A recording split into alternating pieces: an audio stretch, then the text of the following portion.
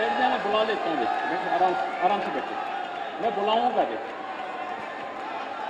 भारत माता की, भारत माता की, भारत माता की। वंदे वंदे वंदे। उत्तर प्रदेश विधानसभा के माननीय अध्यक्ष और इसी कानपुर से लोकप्रिय विधायक माननीय श्री सतीश महाना जी, लोकप्रिय सांसद और भारतीय जनता पार्टी के वरिष्ठ नेता माननीय श्री सत्यदेव पचौड़ी जी, लोकप्रिय सांसद और कानपुर देहात से लोकप्रिय सांसद श्री देवेंद्र सिंह भोले जी,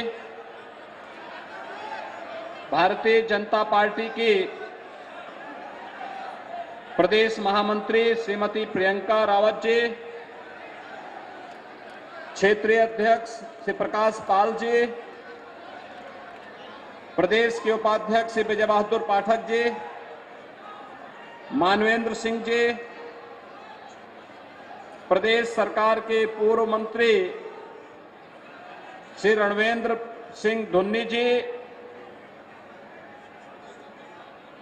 आज के इस कार्यक्रम में उपस्थित हमारे सभी माननीय विधायकगण श्री अरुण पाठक जी, महेश त्रिवेदी जी, सुरेंद्र मैथानी जी, श्रीमती नीलमा कटियार जी, शिवजीत सिंह सांगा जी, अविनाश सिंह चौहान जी, पूर्व विधायक रघुनंदन सिंह भदौरिया जी, आज के इस कार्यक्रम में भारतीय जनता पार्टी के जिलाध्यक्ष श्रीमती बीना आर्य जी, सुनील बजाज जी, प्रकाश शर्मा जी, भारतीय जनता पार्टी की वरिष्ठ नेत्री श्रीमती नीतू सिंह जी और महापौर पद के प्रत्याशी निवर्तमान महापौर श्रीमती प्रमिला पांडे जी, भारतीय जनता पार्टी के सभी वरिष्ठ पदाधिकारीगण और कानपुर से जुड़े हुए सभी मेरे उपस्थित भाइयों बहनों, कानपुर पनकी वाले हनुमान जी मंदिर के साथ ही मां गंगा का सानिध्य कानपुर को सदैव प्राप्त होता रहा है। भाइयों बहनों, कभी कानपुर ने देश के अंदर अपनी एक पहचान बनाई थी और कानपुर की पहचान देश के टेक्सटाइल हब के साथ ही देश के सबसे बड़े औद्योगिक नगरों के रूप में कानपुर की अपनी एक पहचान थी। पिछली सरकारों ने कानपुर की जो उपेक्षा की, आप किसी से छुपी हुई नहीं है। मां गंगा जो हम सबकी आस्था है, हमारी अस्मिता है, हम सबकी पहचान है, पिछली सरकारों की उपेक्षा के कारण अकेले सीसामऊ में 14 करोड़ लीटर सीवर कानपुर का मां गंगा में गिरा करके मां गंगा के अस्तित्व पर प्रश्न खड़ा करने का प्रयास हुआ था। भाइयों बहनों, जब नमामि गंगे परियोजना का कार्य प्रारंभ हुआ और आदरणीय प्रधानमंत्री जी के इस विजन को जमीनी धरातल पर उतारने के अभियान के कार्यक्रम को आगे बढ़ाया गया, उस समय समाजवादी पार्टी की सरकार प्रदेश में थी और पहले 2 वर्ष तक समाजवादी पार्टी ने कुछ भी कार्य अभियान का आगे बढ़ाने में कोई रुचि नहीं ली। भाइयों बहनों, जब मार्च 2017 में डबल इंजन की भारतीय जनता पार्टी की सरकार प्रदेश में आई, आज सीसामऊ जो सीवर 14 करोड़ लीटर सीवर प्रतिदिन जिस सीसामऊ नाले से गिरता था, आज वहां पर एक बूंद भी मां गंगा में सीवर नहीं गिरता है, बल्कि सीवर का जो पॉइंट था वह सेल्फी पॉइंट में बदल करके मां गंगा को फिर से पुनर्जीवन देने का काम कानपुर के अंदर किया गया है। कानपुर आज अपनी एक नई पहचान के लिए आगे बढ़ रहा है। और भाइयों बहनों, कानपुर फिर से अपनी पहचान को स्थापित कर रहा है।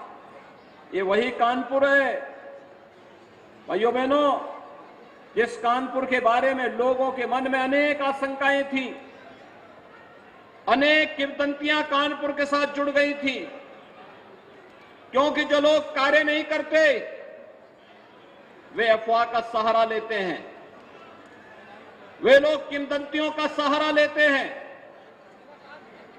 उनको पुरुषार्थ पर विश्वास नहीं, कार्यों पर विश्वास नहीं, उन्हें तो कारनामों पर विश्वास होता है। और यही कार्य कानपुर में भी होता रहा, यही प्रदेश में भी होता रहा। और सपा, बसपा और कांग्रेस की मिली जुली सरकारें जब देश में थी, या कांग्रेस की सरकारें जब देश में थी, तो देश के लिए भी यही कारनामे ये लोग करते रहे। 14 के पहले का भारत और 14 के बाद का भारत हम सबके सामने दो दृश्य बहुत स्पष्ट रूप से प्रस्तुत कर देता है। 14 के पहले का भारत, भारत के सामने पहचान का संकट खड़ा करने वाला, भारत के 140 करोड़ आबादी के सामने अविश्वास का वातावरण पैदा करने वाला, वैश्विक मंच पर भारत के नागरिकों को अपनी पहचान का संकट खड़ा करने वाला नेतृत्व भारत के अंदर था। सीमाएं सुरक्षित नहीं थी, आतंकवाद, नक्सलवाद और अलगाववाद चरम पर था, विकास के कार्य ठप पड़ गए थे, भ्रष्टाचार चरम छूता हुआ दिखाई दे रहा था। लेकिन भाइयों बहनों, 2014 के बाद का भारत, आपने अभी आजादी के अमृत महोत्सव के मुख्य महोत्सव में विगत वर्ष आपको शामिल होने का अवसर प्राप्त हुआ होगा। और पहली बार है 1947 में जब ये देश आजाद हुआ था, तब हम में से एक भी व्यक्ति उस आजादी के जश्न को नहीं देख पाया होगा। लेकिन भाइयों बहनों, जब ये देश अपनी आजादी के 75 वर्ष पूरा कर रहा था, उस समय आजादी के अमृत महोत्सव के साथ हम सबकी भागीदारी कैसे होनी चाहिए, हर घर तिरंगा के माध्यम से प्रधानमंत्री मोदी जी ने पूरे भारत को जोड़ने का काम किया था। ये नया भारत है जो महोत्सव को आम नागरिकों के साथ जोड़ करके आयोजित करता है, उसको दबाने का प्रयास नहीं करता है। राष्ट्रीय गौरव को दुनिया के सामने, देश के सामने, आम नागरिकों के सामने और लोकतंत्र की वास्तविक भावना को सामने रख करके उन्हें आयोजित करने का प्रयास करता है। भाइयों बहनों, इससे बड़ी गौरव की बात भारत के नागरिकों के लिए क्या हो सकती है? जो ब्रिटेन 200 वर्षों तक भारत पे शासन करता है, आजादी के अमृत महोत्सव वर्ष में उस ब्रिटेन को पछाड़ करके भारत दुनिया की 5वीं बड़ी अर्थव्यवस्था बना है। आखिर इस 5वीं बड़ी अर्थव्यवस्था में उत्तर प्रदेश का भी योगदान होगा और कानपुर का भी योगदान होगा। भाइयों बहनों, आज G20 की अध्यक्षता भारत कर रहा है।